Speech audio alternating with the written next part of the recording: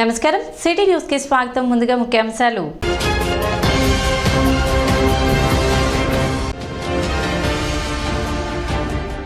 ప్రశాంతంగా ముగిసిన municipal council అత్యవసర సమావేశం.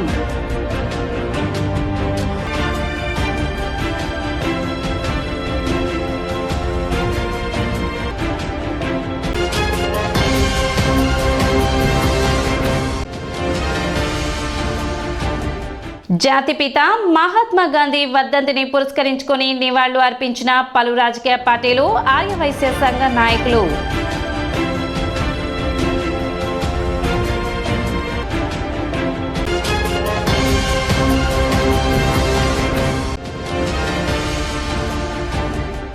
నిజం గెలవాలి కార్యక్రమ పర్యటనలో భాగంగా చిలుమూరులోని వేణుగోపాల స్వామి ఆలయంలో ప్రత్యేక పూజలు నిర్వహించిన నారా భువనేశ్వరి.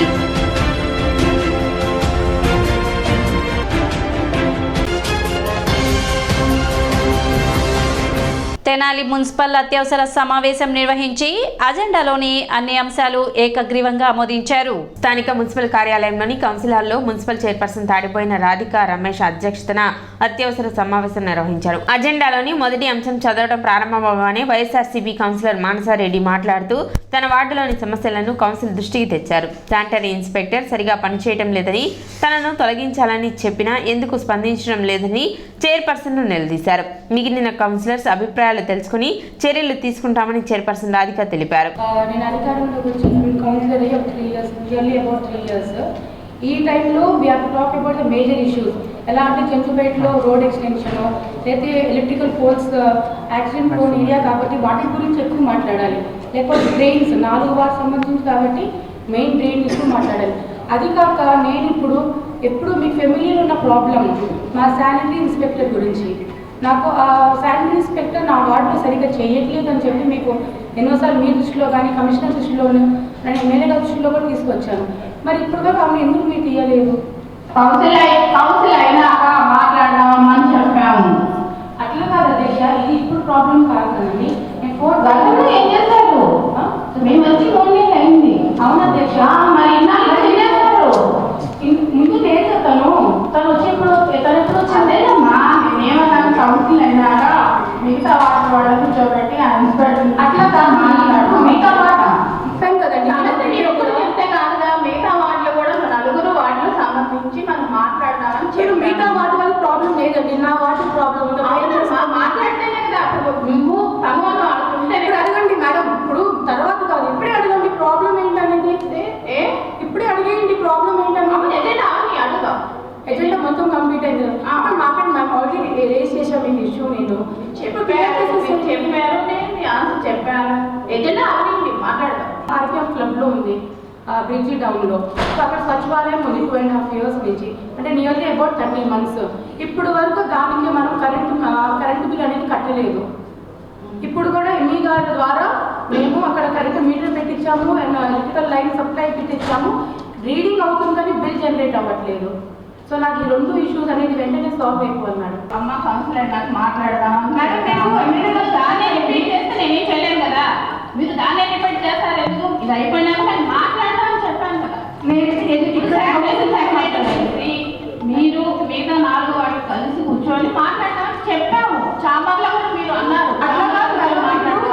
మీరు ఆ విషయాన్ని ఇక్కడ క్రియేట్ చేస్తాము. నా ప్రాబ్లం ఏంటంటే మీతో వాటితో నాకేం సంబంధం అండి? అదే నేను చెప్పాను. నా వాళ్ళు మీరు గుర్తుందా లేదా? మీరు అన్నారు చాంబర్లో కూర్చొని మిగతా వాళ్ళు కూడా పిలిచి మాట్లాడదాం అన్నారు. మాట్లాడి మేడం, నేను దృష్టిలో తీసుకొచ్చాను.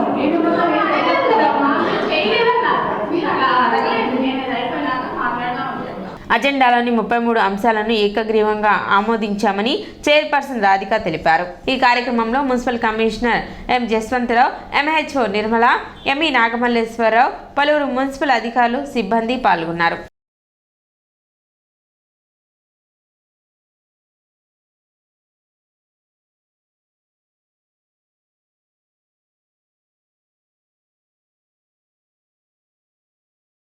ముందుగా అందరికీ నమస్కారం. ఈ రోజున అత్యవసర సమావేశం ఏర్పాటు చేయడం జరిగింది.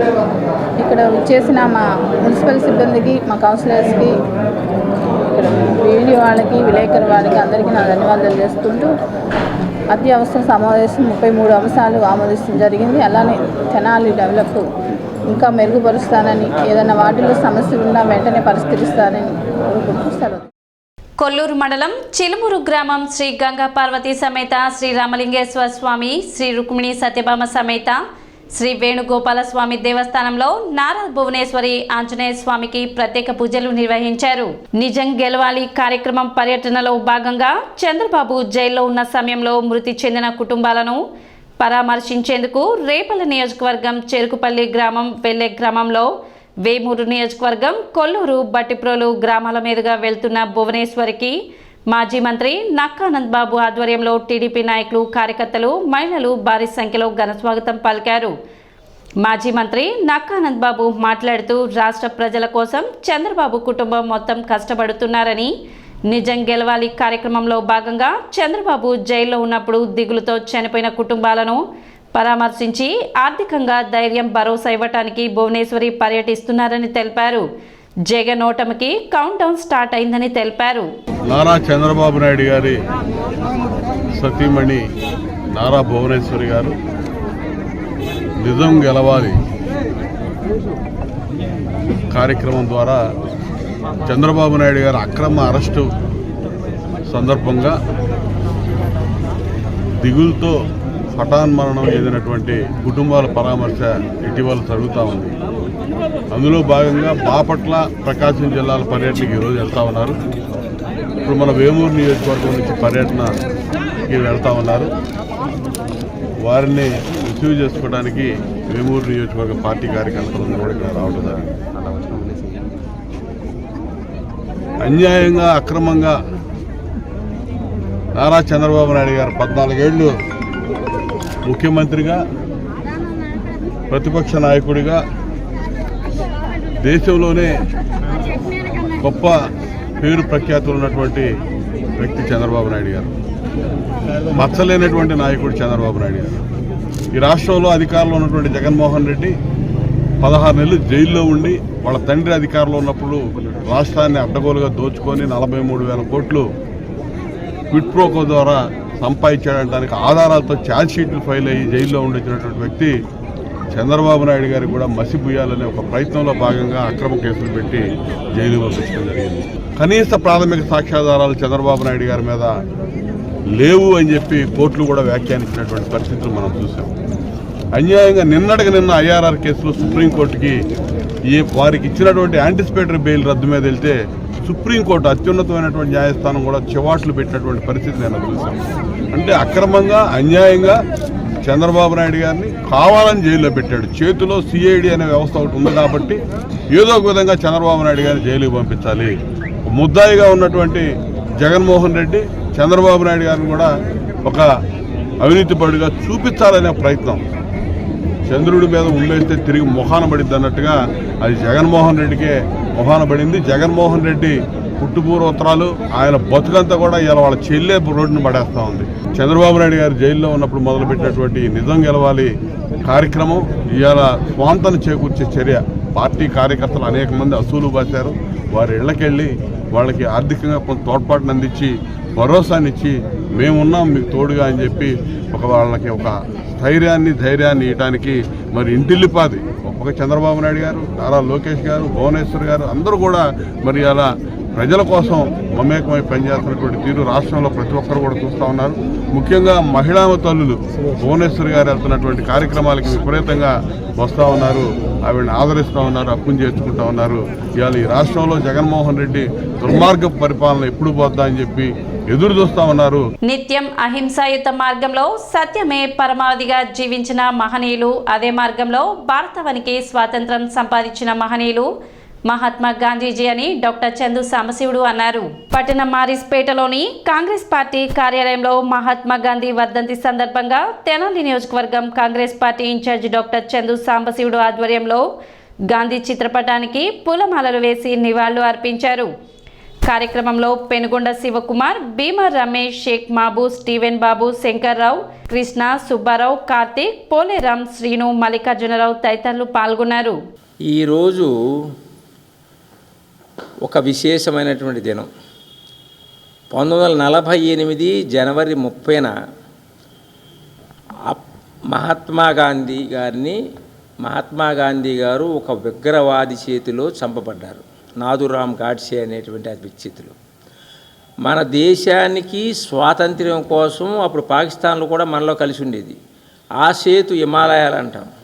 అప్పుడు బంగ్లాదేశ్ కూడా మనలోనే, ఎక్కడి నుంచి మణిపూర్ ఉన్న బర్మా దగ్గర నుంచి పాకిస్తాన్కి ఆఫ్ఘనిస్తాన్ దాకా, అటు హిమాచల్ ప్రదేశ్ నుంచి ఇక్కడ హిమాలయాల నుంచి కన్యాకుమారి దాకా ఉన్నటువంటి భారతదేశాన్ని మహాత్మా గాంధీ గారి నాయకత్వంలో స్వాతంత్ర్యం 47 ఆగస్టు 15 వస్తే, తర్వాత ఆయన చేసిన సేవలు గుర్తించి ఆయన స్వాతంత్రం రావటమే కాకుండా ఆయన ఏం చెప్పాడు, అన్ని కులాలు మతాలు వర్గాలు అన్ని మతాలని సమభావంలో చూడాలి అని అలాగే అల్లిన ఉద్యమం ఒక దేశానికి ఒక పక్కకు కాకుండా అందరితో బాగుండాలనేటువంటి సిద్ధాంతం మహాత్మా గాంధీ గారిది. దాన్నే సెక్యులరిజం అంటాం. అలాగే ప్రజాస్వామ్యానికి మహాత్మా గాంధీ గారు సపోర్ట్ చేశారు. అది గిట్టనటువంటి కొంతమంది హిందూ ఉగ్రవాదులు ఆర్ఎస్ఎస్ ఇప్పుడు అంటామే ఆ రాష్ట్రీయ స్వయంసేవక సంఘాన్ని, అందులో ఉన్నటువంటి వ్యక్తులు నాథురామ్ గాడ్సే అనే అతను ఆయనది గిట్టక ఏది అందరికీ హిందువులకి ముస్లిమ్స్కి క్రిస్టియన్లకి సమానత్వం ఇస్తున్నాడు ఈయన అది కోపం పెంచుకుని ద్వేషం పెంచుకుని చంపబడ్డారు. ఇప్పుడు మన ప్రజలు ఆలోచించండి, అలా ఎవరైతే మహాత్మా గాంధీ గారిని హత్య చేశారో వాళ్ళందరూ ఇప్పుడున్నటువంటి అధికార పక్షమైనటువంటి బీజేపీకి సపోర్ట్ చేస్తూ ఉన్నారు. ఈ మధ్య కాలంలో ఈ 2-3 సంవత్సరాల కాలంలో కొంతమంది బీజేపీ ఎంపీలు కూడా నాథురామ్ గాడ్సేని సపోర్ట్ చేశారు. అలాంటి వాళ్ళను కూడా బీజేపీ పార్టీ సస్పెండ్ చేయాల. అంటే వాళ్ళ ఉద్దేశం ఏంటి, అన్ని కులాలు మతాలని సమాభావంతో చూసే మహాత్మా గాంధీ గారు మరలా పేరు వాడుకుంటా ఆయన మంచివాడు కాదనేనా? ఆయన గమనించి మన జాతిపిత మహాత్మా గాంధీ గారు, మీరు మన ప్రజలు కూడా ఆలోచించండి.